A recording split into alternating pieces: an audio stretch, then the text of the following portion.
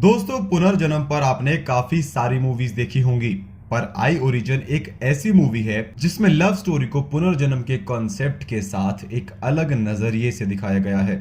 Doctor Ian grey एक researcher हैं जो इस दुनिया के जीवों की देखने की क्षमता कैसे काम करती है और इस क्षमता को कैसे बढ़ाया जा सकता है, इस पर रिसर्च कर रहे हैं। इसी दौरान इयान एक पार्टी में जाता है। वहां बहुत शोरगुल होने के कारण इयान छत पर चला जाता है। वो छत पर एक लड़की को देखता है जिसने अपने चेहरे पर एक मास्क पहना होता है, जिसके कारण उसकी केवल आंखें दिख रही थी और उन दोनों में बातचीत शुरू हो जाती है।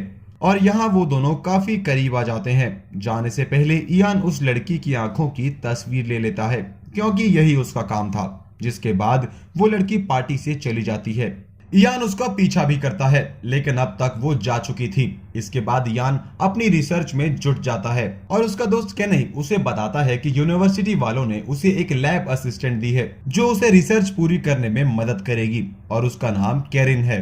इयान अब उस लड़की को याद करने लगता है। वो उससे बस एक बार मिलना चाहता है और अपने दिल की बात उसे बताना चाहता है। एक दिन इयान जब अपनी लैब में जा रहा था तो हर जगह उसे 11 नंबर दिखता है।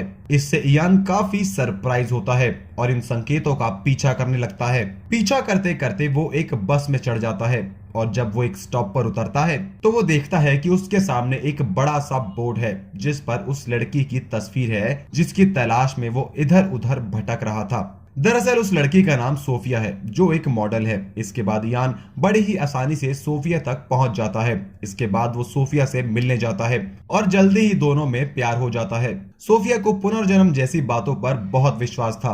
अपनी लाइफ में वो बिल्कुल भी प्रैक्टिकल नहीं थी। दूसरी ओर इयान की बिलीफ इससे बिल्कुल उलट थे, लेकिन इसके बावजूद दोनों के बीच एक दूसरे के लिए बेइंतहा मोहब्बत हो जाती है और अब वो दोनों एक दूसरे के बिना नहीं रह सकते। इन दोनों की लव स्टोरी ऐसे ही आगे बढ़ती है और हर दिन पहले से भी ज्यादा प्यार बढ़ता ही जाता है। इयान और सोफिया अब शादी करना चाहते हैं। दोनों मैरिज ब्यूरो ऑफिस पहुंचते हैं, लेकिन उन्हें अगले दिन की डेट मिलती है। इयान और सोफिया वहां से चले जाते हैं। तभी इयान के पास कैरिन का फोन आता है। वो उसे अर्जेंटली लैब में आने को कहती है। इयान अपने साथ सोफिया को भी ले जाता है। सोफिया का मन ना होने के बावजूद वो इयान को मना नहीं करती। जिसके बाद ये दोनों लैब में चले जाते हैं और कैरिन इयान को बताती है कि जिस प्रोजेक्ट पर वो इतने दिनों से काम कर रहे थे उन्हें उसका एक पॉजिटिव रिजल्ट मिल गया है। ये सुनकर इयान कैरिन को गले लगा लेता है। ये देखकर सोफिया थोड़ी अनकंफर्टेबल हो जाती है, लेकिन तभी अचानक इयान की आंखों में कुछ केमिकल गिर जाता है जिस कारण उसकी आंखों में काफी जलन होती है। कैरिन उसका ट्रीटमेंट करती है और उसकी आंखों पर पट्टी बांध देती है। इसके बाद कैरिन अपने घर चली जाती है। इयान और सोफिया भी अपने घर जाने लगते हैं, लेकिन तभी अचानक लिफ्ट एकदम से रुक जाती है और ये दोनों उसी में फंस जाते हैं। लिफ्ट से बाहर आने का उसकी छत पर सिर्फ एक ही रास्ता था। इयान सोफिया को कहता है कि पहले तुम चली जाओ, लेकिन वो बहुत डरी हुई थी। वो कहती है कि नहीं, तुम चले जाओ। इयान ऊपर चढ़ जाता है और जैसे ही वो सोफिया को खींचने लगता है तभी लिफ्ट एकदम से नीचे गिर जाती है और सोफिया हवा में होती है। इयान की आंखों पर अब भी पट्टी थी। वो सोफिया को ऊपर खींच लेता है और अपने गले से लगा लेता है, लेकिन तभी उसे पता चलता है कि सोफिया अब इस दुनिया में नहीं रही। उसका आधा शरीर लिफ्ट के साथ ही नीचे चला गया। ये जानकर वो बहुत जोर जोर से रोने लगता है, पर अब कुछ नहीं हो सकता था क्योंकि सोफिया अब मर चुकी है। कुछ समय बीतता है और इयान अब बिल्कुल टूट चुका है। उसे कुछ भी अच्छा नहीं लगता। उसका एकमात्र सहारा सोफिया थी जो कि अब इस दुनिया में नहीं रही। कैरिन इयान की सिचुएशन समझती है और उससे हमदर्दी रखती है। इसके चलते ये दोनों शादी कर लेते हैं। अब 7 साल बाद का समय दिखाया जाता है। इयान अब ऐसे बिहेव करता है जैसे सोफिया नाम की कोई लड़की उसकी जिंदगी में आई ही ना हो, पर असलियत में आज भी वो चुपके चुपके सोफिया की तस्वीरें देखता है और उसे याद करता है। कुछ समय बाद उन दोनों का एक बच्चा होता है, जिसके बाद डॉक्टर उनसे कहती है कि उन्हें इस बच्चों की आंखों का स्कैन करना होगा ताकि इसे हम अपने डेटाबेस में रख सके। इयान और कैरिन इसके लिए हाँ बोल देते हैं। जिसके बाद डॉक्टर अपने डेटाबेस में जब वो फाइल सेव करती है तो एक पॉल नाम के आदमी की तस्वीर सामने आती है।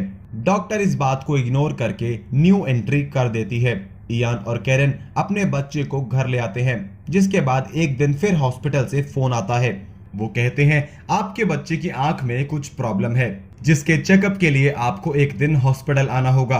वो हॉस्पिटल में उसके बच्चे का एक अजीब सा टेस्ट लेते हैं, जिसके दौरान वो उसके सामने कुछ अलग अलग तस्वीरें रखते हैं। वो बच्चा अपने सामने आने वाली कुछ तस्वीरों को देखकर बहुत खुश हो जाता, तो कुछ को बिल्कुल इग्नोर कर देता। इयान और केरन को समझ नहीं आ रहा था कि ये किस तरह का टेस्ट है। जब डॉक्टर उन तस्वीरों की जांच करते हैं तो उन्हें पता चलता है कि ये ऑल नाम के एक आदमी से जुड़ी तस्वीर है। यहाँ डॉक्टर उन्हें केनई से मिलाती है। केनई की कंपनी दुनिया भर के लोगों की आंखों को स्कैन करती है और अपने पास उनका डेटा जमा कर लेती है। इसके बाद ये अपने सभी रिश्तेदारों की जानकारियां देखते हैं उस डेटाबेस में जिनकी मौत हो चुकी है। केरन बोलती है कि हमें सोफिया का डेटा भी चेक कर लेना चाहिए क्योंकि वो भी मर चुकी है। चेक करने पर इन्हें पता चलता है कि सोफिया की आंखों का टेस्ट 3 महीने पहले दिल्ली में हो चुका है। ये देखकर दोनों बहुत ज्यादा हैरान हो जाते हैं क्योंकि सोफिया 7 साल पहले मर चुकी थी, तो वो 3 महीने पहले कैसे टेस्ट करा सकती है। इसलिए केरन के कहने पर इयान इंडिया आ जाता है। उस लड़की की तलाश में इयान एक कम्युनिटी सेंटर में जाता है जहां उस लड़की की आंखों का टेस्ट किया गया था। यहाँ इयान को पता चलता है कि उस लड़की का नाम शालू मीना है। उसके पेरेंट्स अब इस दुनिया में नहीं हैं, इसलिए वो कहाँ है ये इयान को नहीं पता चलता। अब इयान उस लड़की को ढूंढने निकल पड़ता है। वो एक बड़ा सा बोर्ड बनाता है जिस पर लिखा था किसी भी लड़की की आंखें अगर ऐसी हो तो वो हमसे कांटेक्ट करे, बदले में उसे ढेर सारा इनाम दिया जाएगा। बहुत सारे लोग उससे कांटेक्ट करते हैं पर कोई भी शैलू मीना की एज का नहीं होता। और एक दिन अचानक शैलू मीना इयान के सामने आ जाती है जो कि एक 8 साल की बच्ची थी जिसकी आंखें बिल्कुल सोफिया जैसी थी। इयान उसे होटल में ले आता है उसकी आंखों का टेस्ट करने के लिए। शैलू मीना उन्हीं चीजों को पसंद करती है जिन्हें पहले सोफिया पसंद करती थी, पर बाद में ऐसा नहीं होता। तब इयान दुखी होकर उसे होटल से बाहर ले जाने लगता है। तभी शैलू मीना इयान को गले लगा लेती है और कहती है मुझे नहीं जाना। दरअसल उसके सामने लिफ्ट थी जिससे शैलू मीना डर रही थी। यह देखकर इयान को सोफिया का वो चेहरा याद आता है जब वो लिफ्ट में डरी हुई थी। इसके बाद इयान शैलू मीना को अपनी गोद में उठाकर सीढ़ियों से बाहर ले आता है और ये कहानी यहीं खत्म हो जाती है और पीछे छोड़ जाती है कुछ सवाल।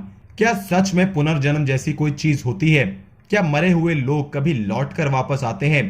आपको क्या लगता है? हमें कमेंट बॉक्स में जरूर बताएं और ऐसे ही मजेदार मूवीज की समरी सुनने के लिए हमारे चैनल को सब्सक्राइब जरूर करें।